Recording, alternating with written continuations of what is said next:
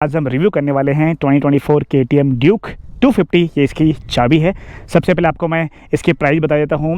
Starting price है 2,40,000 rupees. Ex showroom आपको price बता रहा हूँ हैदराबाद का। जो चेंजेस हुए हैं ना वो पहले मैं बता देता हूँ, उसके बाद में इसको राइड पे लेके चलेंगे। और एक चीज़ आपको बताने वाला हूँ वीडियो के अंदर, क्योंकि बहुत सारे मुझे पुराने वाले वीडियो पे कमेंट आए थे कि भैया 250 लेनी चाहिए ड्यूक या फिर ड्यूक 390 लेनी चाहिए। उनका रिक्वायरमेंट ज़्यादा रहेगा सिटी के अंदर। आपको मैं उसके बारे में बताने वाला हूँ कि आपके लिए क्या चॉइस सही रहेगी। आपको ड्यूक 250 खरीदनी चाहिए या फिर ड्यूक 390 आपको खरीदनी चाहिए अगर आप मोस्टली सिटी में ही बाइक को चलाओगे। डायमेंशन की बात करें तो यहाँ पे आपको 176 mm का ग्राउंड क्लियरेंस मिलता है। 162 किलो की ये बाइक है। और आपको पता ही होगा पहले वाली जो बाइक्स आती थी ना KTM की, उनकी हाइट बहुत ज़्यादा होती थी। बट अब कंपनी ने सीख लिया है, बिकॉज इंडिया में अगर आपको बाइक ज़्यादा बेचनी है तो आपको इंडियन कस्टमर्स और इंडियन जो बाइकर्स हैं उनकी हाइट के हिसाब से ही बाइक की जो सीट हाइट है वो बनानी पड़ेगी। अब आपको ये जो सीट हाइट है ना ये 800 mm की दी गई है। अगर आपको ज़्यादा सीट हाइट चाहिए तो 820 mm की जो सीट है ना वो आप कंपनी से एज एन एसेसरी ले सकते हैं। इंजन जो है ये है 249 सीसी का LC4C इंजन है, लिक्विड कूल्ड। यहाँ पे जो इंजन दिया गया है वो कंप्लीट न्यू है। 31 bhp का आपको पावर मिलता है, 25 Nm का आपको टॉर्क मिलता है। ये इंजन यूज होता है उसको वरना 250 पे भी। Air plus liquid cooled engine है। और ये BS6 फेज 2 कंप्लाइंट इंजन है, जहाँ पे आपको E20 यहाँ पे आप देख सकते हैं ये E20 कंप्लाइंट इंजन भी आपको यहाँ पे मिलता है। 15 लीटर का आपको पेट्रोल टैंक दिया गया है, KTM का नाम यहाँ पे लिखा गया है। और ये जो डिज़ाइन है ना भाई ऑलमोस्ट सेम देखने को मिलती है ड्यूक 390 पे भी। और वहाँ पे क्या है आपको यहाँ पे श्राउड्स है ना वो थोड़े और ज़्यादा लंबे मिलते हैं। ड्यूक 250 यहाँ पे लिखा गया है। और ये जो है ना ये कलर ग्लॉस है और यहाँ पे आपको मैट कलर दिया गया है। बाकी सामने से अगर आप देखोगे बाइक को पे आपको फुल LED हेडलैम्प दी गई है जो दिखने में बहुत ज़बरदस्त दिखती है। अगर आप शोरूम में जाके इसको देखोगे ना तो आपको बहुत मज़ा आ जाएगा बाइक को देखते ही। हालांकि ऐसे अगर आप देखोगे ना वीडियो में तो आपको बाइक थोड़ी सी छोटी दिखेगी, बट रियल लाइफ में बाइक बहुत बड़ी दिखती है। यहाँ पे आपको LED इंडिकेटर्स दिए गए हैं। तो पूरा जो हिस्सा है ना ये यहाँ पे चेंज कर दिया गया है। 320 mm का आपको यहाँ पे डिस्क ब्रेक मिलता है, पीछे आपको 240 mm का मिलता है, सामने आपको 110/70 17 इंच का ट्यूबलेस आपको टायर यहाँ पे दिया गया है। और ये टायर जो है ना ये रेडियल टायर है MRF का, यहाँ पे देख सकते हैं। एलॉय व्हील्स की डिज़ाइन भी आपको यहाँ पे अलग देखने को मिलती है। और इसका वजन भी पुराने वाली KTM ड्यूक 250 से कम हो चुका है। 43 mm का आपको USD सस्पेंशन मिलता है WP एपेक्स का। और सामने का सस्पेंशन एडजस्टेबल आपको यहाँ पे नहीं मिलता है। नया आपको रेडिएटर दिया गया है और इसमें आपको सिंगल फैन मिलता है। मेरे हिसाब से ड्यूक 390 में आपको 2 फैन मिलते हैं और यहाँ पे आपको सिंगल फैन मिलता है जो काफ़ी बड़ा है। इंजन गार्ड आपको यहाँ पे देखने को मिलता है। एंड पीछे आपको जो सस्पेंशन दिया गया है ये मोनोशॉक है, ऑफ साइड यहाँ पे लगाया गया है। और ऑफ सेट मैं सस्पेंशन इसको कह सकता हूँ। यहाँ पे आपको 10 प्रीसेट दिए गए हैं प्रीलोड एडजस्ट करने का। WP एपेक्स यहाँ पे देख सकते हैं। ये जो इसकी चेसी है ना, जो फ्रेम है ना वो कंप्लीट न्यू है। स्टील ट्रेलिस फ्रेम आपको यहाँ पे दी गई है। और इसकी जो सब फ्रेम है ना यहाँ पे ऊपर जो फ्रेम आपको दी गई है वो पूरी की पूरी एल्यूमिनियम है। और पीछे जो इसकी स्विंग आर्म है वो भी आपको नहीं दी गई है। यहाँ पे आपको एल्यूमिनियम की स्विंग आर्म मिलती है। नीचे आपको इसका एग्जॉस्ट सिस्टम दिया गया है। पीछे आपको जो टायर दिया गया है वो 150/60 17 इंच का ट्यूबलेस टायर है। ये भी रेडियल आपको टायर मिलता है। पीछे जो ABS आपको दिया है उसको भी आप ऑफ कर सकते हैं। पीछे से बाइक कुछ ऐसी दिखती है। कंप्लीटली पीछे का जो लुक है ना वो चेंज कर दिया गया है। और भाई आप रियल लाइफ में देखोगे ना तो बाइक बहुत बड़ी दिखती है। प्रॉपर आपको ग्रैब रेल यहाँ पे दिए गए हैं, स्प्लिट आपको ग्रैब रेल दिए गए हैं। लाइट कुछ ऐसी दिखती है। नंबर प्लेट आप यहाँ पे लगा सकते हैं। जितने भी लाइट्स ये बाइक पे आपको देखने को मिलते हैं सबके सब LEDs है। प्रॉपर आपको सीट मिलती है। अपन आपको चेन यहाँ पे दी गई है। 6 स्पीड आपको यहाँ पे गियर बॉक्स दिया गया है। और आप देख सकते हैं ये बड़ा एयर बॉक्स मिलता है जिससे कि आपको अच्छा पावर मिलता है। इनिशियल टॉर्क आपको भी अच्छा मिलता है। 6 स्पीड आपको यहाँ पे गियर बॉक्स दिया गया है। स्लीपर एंड असिस्ट क्लच आपको यहाँ पे मिलता है। और ड्यूक 250 में आपको बाई डायरेक्शनल क्विक शिफ्टर भी मिलता है। आपको मैं आगे चला के बताऊंगा कि भाई क्विक शिफ्टर कितना अच्छा काम करता है। और सीट की कुशनिंग भी काफ़ी अच्छी है। आपकी अगर बिल्ड थोड़ी हैवी है तो भी आप आराम से बैठ सकते हैं। सिस्टम कंट्रोल की बात करें तो आपको यहाँ पे 5 इंच का LCD सिस्टम कंट्रोल दिया गया है। कलर डिस्प्ले यहाँ पे नहीं आपको दी गई है। सबके सब ऑप्शन आपको यहाँ पे देखने को मिलते हैं। टाइम आपको दिया गया है, RPM, neutral, gear position indicator, speed, ABS पीछे का ऑन है, ऑफ रहा तो यहाँ पे आपको देखने को मिलेगा। बाकी हर चीज़ आपको यहाँ पे देखने को मिलती है। और ये जो हैंडल बार है, हैंडल बार भी आपको नया दिया गया है। बहुत सारे आपको बटन्स दिए गए हैं। बहुत ही अच्छी क्वालिटी के बटन्स आपको यहाँ पे देखने को मिलते हैं। तो जिस प्राइस ब्रैकेट में ये बाइक को रखा गया है तो भाई ये प्रीमियम जो ट्रीटमेंट है वो डिज़र्व करती है। यहाँ पे आप देख सकते हैं बटन्स वगैरह दिए गए हैं। आपको हज़ार लाइट का स्विच भी दिया गया है। हॉर्न आपको सुना देता हूँ। यहाँ पे आपको इंजन स्टार्ट एंड स्टॉप का बटन दिया गया है। और ये जो बटन्स दिए गए हैं जॉयस्टिक स्टाइल में, इससे आप इनको ऑपरेट कर सकते हैं आपकी सिस्टम कंसोल को। आपको ABS को ऑन एंड ऑफ करना है। सुपर मोटो ABS मतलब पीछे का ABS आप ऑफ कर सकते हैं। आपको राइड बाई वायर थ्रोटल दिया गया है और bike info, trip info, audio player, आप ब्लूटूथ से आपके मोबाइल को कनेक्ट कर सकते हो अपनी बाइक के साथ। उसके बाद में म्यूजिक कंट्रोल्स आपको यहाँ पे देखने को मिल जाएगा। जो भी आपको नोटिफिकेशन वगैरह आएगी फ़ोन वन की, वो सब आपको यहाँ पे देखने को मिल जाएगी। ओवरऑल प्रीमियम बाइक है, बहुत ही ज़बरदस्त बाइक है। अब आपको मैं ये बाइक को चला के दिखाता हूँ। आपको मैं पहले एग्जॉस्ट की साउंड सुना देता हूँ।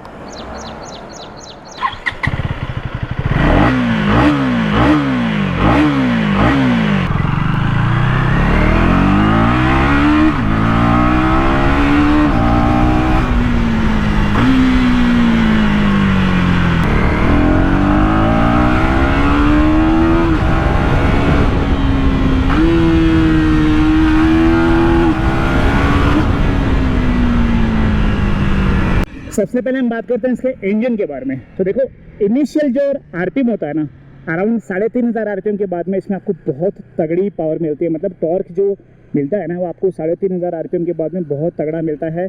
3500 आरपीएम तक आपको थोड़ा सा ऐसा लगेगा कि हाँ, सिर्फ बाइक आगे मूव हो रही है। मतलब उतना कम आपको टॉर्क नहीं मिलेगा, बट हाँ, आपको ऐसा लगेगा कि जो प्रॉपर वाला टॉर्क है ना, वो 3500 आरपीएम के बाद में ही आपको यहाँ पे फील होगा।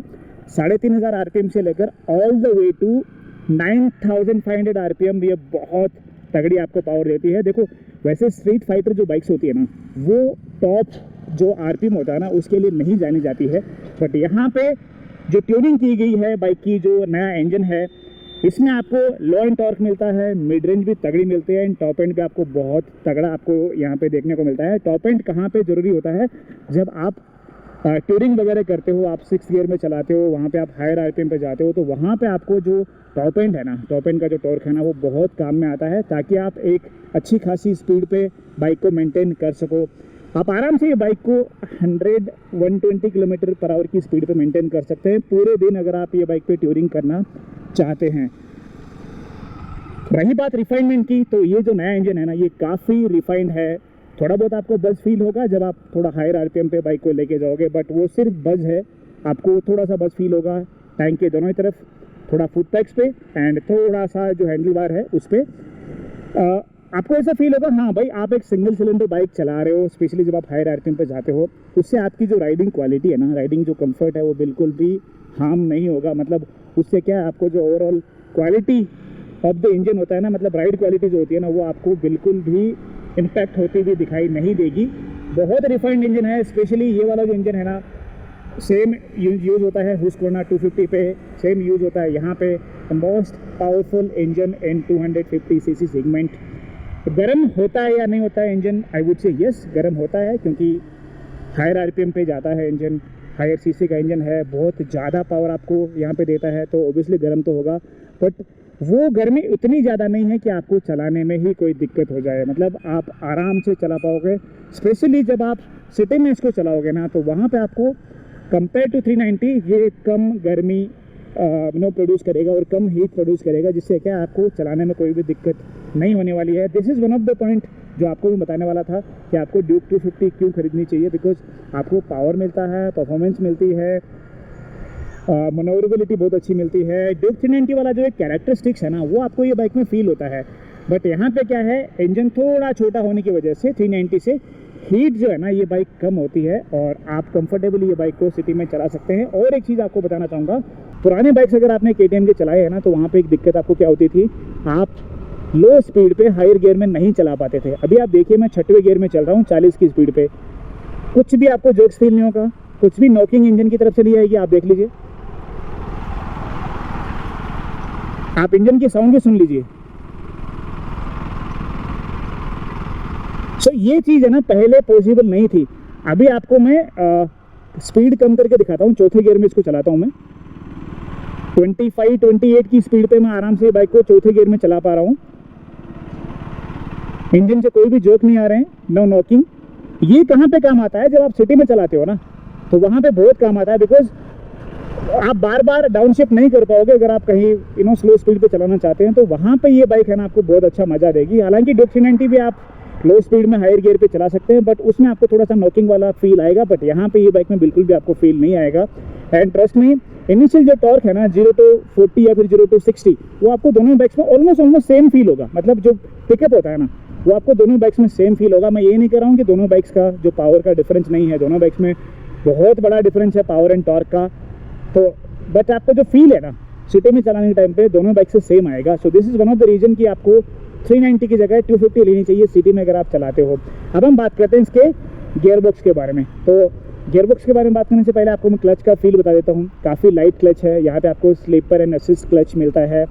तो अगर आप बार बार गियर शिफ्ट भी करोगे ना तो आपको बिल्कुल भी हाथ में दर्द नहीं होगा, उंगलियों में दर्द नहीं होगा। रही बात गियर शिफ्ट की, तो आप बिना क्लच के भी गियर शिफ्ट कर सकते हैं। मैं 6वें गियर में हूँ, डाउन शिफ्ट आपको करके देखो, मेरा हाथ आपके सामने है, ये देखिए मैंने डाउन शिफ्ट कर दिया और मैंने थ्रोटल भी क्लोज नहीं किया है, ये भी आप देखिए 4th गियर, ये 3rd गियर। और यहाँ से अगर मुझे अपशिफ्ट करना है तो वो भी मैं कर सकता हूँ, लेट द ट्रक गो, जा भाई जा। वो भी आप देखिए, हालांकि ऐसा हाथ छोड़ के चलाना नहीं है, बट यहाँ पे आप देखिए मेरा हाथ यहाँ पे आपके सामने, ये देखिए मैंने शिफ्ट कर दिया, ये देखिए मैंने शिफ्ट कर दिया। अभी मैं 6th गियर में हूँ। सो ये बाइक में आपको बाई डायरेक्शनल क्विक शिफ्टर मिलता है, जिसकी वजह से क्या आप अप एंड डाउन शिफ्ट जो होता है ना वो विदाउट क्लच के और विदाउट थ्रोटल कम करें आप कर सकते हैं। अगर आप क्लच दबा के स्पेशली सिटी में 1st एंड 2nd गियर में आप जब बाइक को चला रहे हो तो वो टाइम पे आप क्लच यूज़ करना चाहो तो भी आपको कोई भी दिक्कत नहीं होने वाली है। और गियर शिफ्ट बटर स्मूथ है। थोड़ा सा आपको जो लो गियर में है ना, जैसे मैं अभी 2nd गियर में लगा दूँ, 2nd गियर से 3rd गियर में अगर आप जाओगे और क्विक शिफ्टर की को यूज़ करके आप गियर शिफ्ट करोगे तो आपको थोड़ा सा जर्क फील होगा। अभी आप देखिए, उसके बाद में आपको जर्क फील नहीं होगा। अभी आप देखिए, सो गियर बॉक्स को लेकर आपको कोई भी दिक्कत नहीं होने वाली है। One of the best gear box from KTM। अब हम बात करते हैं इसके ब्रेक्स के बारे में। तो आपको पीछे का ब्रेक लगा के दिखा देता हूँ। पीछे के ब्रेक की बाइट काफ़ी अच्छी है। कई बाइक से आपने देखा होगा कि पीछे का ब्रेक जब आप अचानक से दबाते हो ना तो जो ABS है ना वो बहुत जल्दी इंटरवीन करता है, बट यहाँ पे ऐसा नहीं है। पीछे के ब्रेक की बाइट काफ़ी अच्छी है। सामने का ब्रेक भी आपको मैं यहाँ पे लगा के दिखा देता हूँ। वाह, सामने के ब्रेक की बाइट भी तगड़ी है भाई। 320 mm का आपको डिस्क ब्रेक मिलता है यहाँ पे। पीछे आपको 240 mm का मिलता है। पीछे का ABS एनीवेज आप ऑफ भी कर सकते हो अगर आपको चाहिए। सिटी में ऑफ मत करिए, तब आप ड्रिफ्ट वगैरह कभी कर रहे हैं, कोई भी स्टंट शो वगैरह कर रहे हैं तो वो टाइम पे आप पीछे का जो ABS है वो ऑफ कर सकते हैं। मतलब जहाँ पे आपको ऐसा लगता है कि पीछे का ABS ऑफ करना है वो टाइम पे आप ऑफ कर सकते हैं। आपको ऑप्शन दिया है कंपनी ने। और ये राइड बाई वायर थ्रोटल आपको यहाँ पे दिया है, जो बहुत ही अच्छी टेक्नोलॉजी है। वायर वगैरह कुछ आपको यहाँ पे मिलता नहीं है, सब कुछ सेंसर से कंट्रोल होता है, तो वो एक बहुत अच्छी चीज़ है। अब हम बात करते हैं इसके सस्पेंशन के बारे में। तो देखो, पीछे का सस्पेंशन आपको एडजस्टेबल मिलता है और यहाँ पे जो सेटिंग ये बाइक की गई है जो मेरे पास है, इसमें थोड़ा सा पीछे का सस्पेंशन मुझे उछाल रहा है, बिकॉज स्टिफ जो सेटअप है ना वो यहाँ पे किया गया है। बट कोई टेंशन लेने की ज़रूरत नहीं है, पीछे का सस्पेंशन आप सॉफ्ट भी कर सकते हो। 10 आपको ऑप्शन मिलते हैं, 10 प्री लोड एडजस्ट करने के ऑप्शन आपको मिलते हैं। तो आप अल्ट्रा सॉफ्ट कर सकते हो, अल्ट्रा स्टिफ भी इसको कर सकते हो, मतलब बहुत ज़्यादा हार्ड एंड सॉफ्ट इसको आप कर सकते हो आपकी राइडिंग स्टाइल्स के हिसाब से। बट अगर आप हाई स्पीड वगैरह पे चलाते हो तो ये जो कंपनी ने सेटअप दिया है ना उसी को आप यूज़ कर सकते हो। सामने का जो सस्पेंशन है ना उसको एडजस्ट करने का आपको ऑप्शन मिलता नहीं है, बट 60-70 की स्पीड तक आप ख़राब रोड पे चलाओ, गड्ढों में चलाओ, आपको बहुत ही कंफर्टेबल राइड ये सस्पेंशन दे देगा। बट उसके बाद में सामने का सस्पेंशन थोड़ा सा आपको स्टिफ फील देगा। तो 70-80 के ऊपर जो भी बाइक में आप स्पीड करते हो ना वो उसके लिए हाई स्पीड मानी जाती है। तो हाई स्पीड में आपको सस्पेंशन स्टिफ होना ज़रूरी है। अगर सस्पेंशन स्टिफ नहीं हुआ तो आपको कॉर्नरिंग में जो कॉन्फिडेंस है वो नहीं आएगा। हाई स्पीड पे जो आपको स्टेबिलिटी मिलती है ना वो आपको नहीं मिलेगी, बट यहाँ पे आपको हर चीज़ देखने को मिलती है। तो सामने का सस्पेंशन में आपको कोई भी दिक्कत नहीं आएगी। सामने का सस्पेंशन जैसा सेटअप किया गया है वही आप सेटअप के साथ इसको रख सकते हैं। एनीवेज आपको ऑप्शन मिलता ही नहीं है सेटअप इसको करने का। सीट कंफर्ट के बारे में बात करें तो यहाँ पे आपको प्रॉपर सीट मिलती है पिलियन के लिए भी। अगर आप लॉन्ग राइड भी करना चाहें तो आप आराम से कर सकते हैं पिलियन के साथ। बट कंसर्न यहाँ पे ये है कि भाई सिटी राइड्स के लिए ये जो सीट है ना वो थोड़ी ज़्यादा ही हार्ड है। अगर आप 60-70 किलोमीटर सिटी में चलाते हैं तो आपको थोड़ा सा आपको डिस्कम्फर्ट हो सकता है। मेरा ये ओपिनियन है, शायद आपको डिस्कम्फर्ट हो या ना हो, आप एक बार इसको टेस्ट राइड करके देख लीजिए। बिकॉज सीट थोड़ी हार्ड है। हार्ड सीट है ना वो हाईवे राइड्स के लिए या फिर लॉन्ग राइड्स के लिए काफ़ी अच्छी मानी जाती है। बट अब भाई ये बाइक में आपको पिलियन से गाली सुनने की ज़रूरत नहीं पड़ेगी। पिलियन के लिए एक प्रॉपर सीट यहाँ पे आपको दी गई है। स्पेशली जब आप कपल जाते हो तो वो टाइम पे आपको एक प्रॉपर पीछे की सीट मिलती है, तो वो एक अच्छी चीज़ यहाँ पे हो गई है। और आपको प्रॉपर ग्रैब रेल भी यहाँ पे दिए गए हैं। सीटिंग पोस्चर जो है ना आपको थोड़ा सा सामने लीन होकर बैठने की ज़रूरत पड़ेगी, बिकॉज जो इसका हैंडल बार है वो थोड़ा सा नीचे, हालांकि नया हैंडल बार आपको यहाँ पे दिया गया है, काफ़ी वाइड है, बट थोड़ा सा आपको लीन होकर बैठने की ज़रूरत पड़ेगी। बट उससे आपको जो राइडिंग कंफर्ट है उसमें कोई भी दिक्कत नहीं आने वाली। आप आराम से दिन में 500-600 किलोमीटर की राइड ये बाइक पे कर सकते हैं। अब रही बात माइलेज की, तो देखो माइलेज डिपेंड करता है आपकी राइडिंग स्टाइल पे। जैसे मैं अभी चला रहा हूँ, अगर आप वैसे चलाओगे तो आपको 30+ का माइलेज ये बाइक से आराम से मिल जाएगा, सिटी के अंदर बता रहा हूँ। और अगर आप ऐसे इंसान है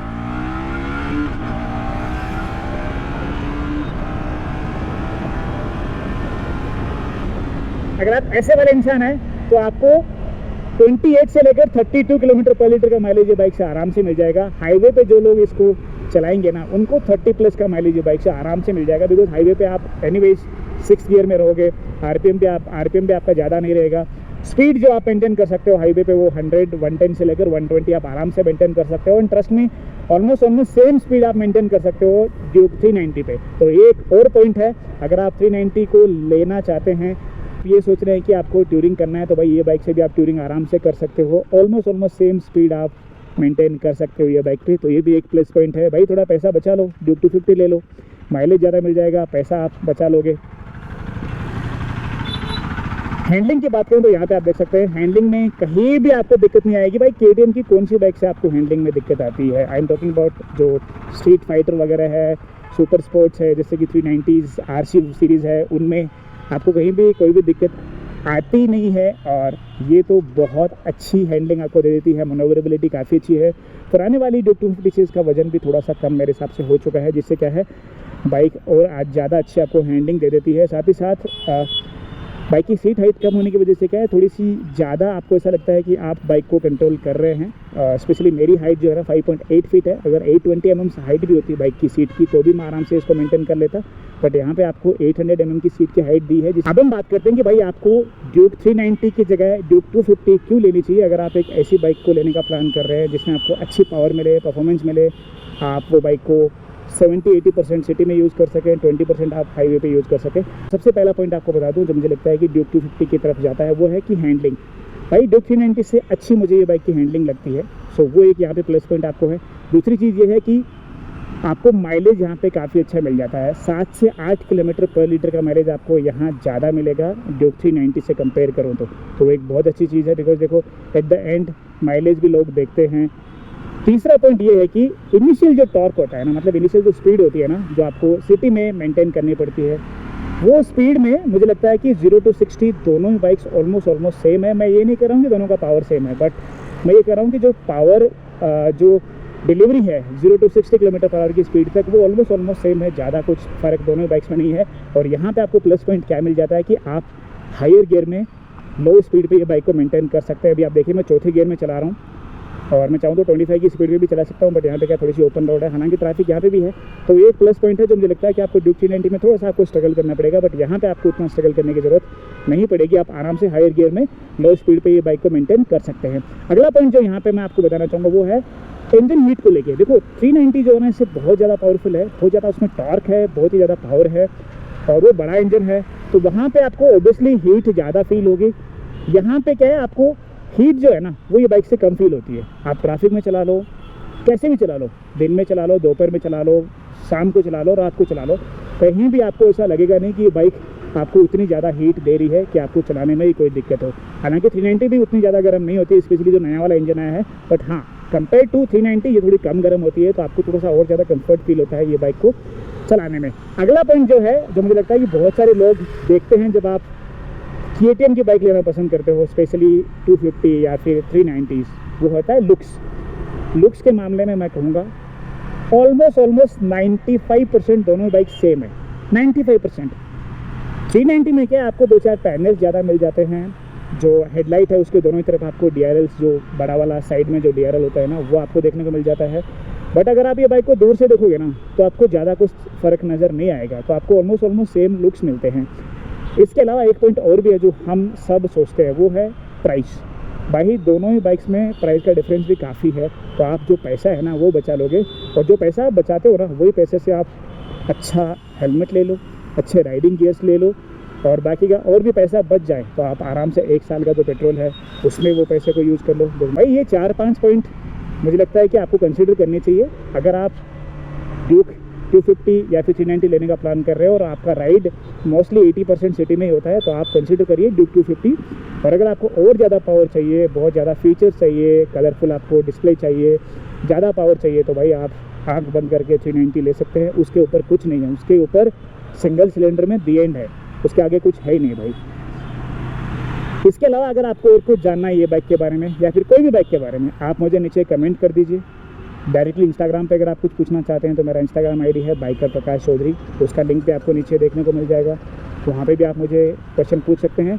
कोई भी बाइक आप चाहते हैं कि मैं रिव्यू करूं मेरे चैनल पे, सिर्फ आप उसका नाम लिख दीजिए नीचे, 1 बाइक 2 बाइक 3 बाइक सबका आपको मैं रिव्यू करके दिखा दूंगा, अपने चैनल पे वीडियो अपलोड कर दूंगा। और अगर आपको ये वीडियो पसंद आया तो प्लीज़ लाइक ज़रूर करें। मैं आपको मिलता हूँ नेक्स्ट वीडियो में, तब तक के लिए जय हिंद, वंदे मातरम, ride safe and always wear your helmet.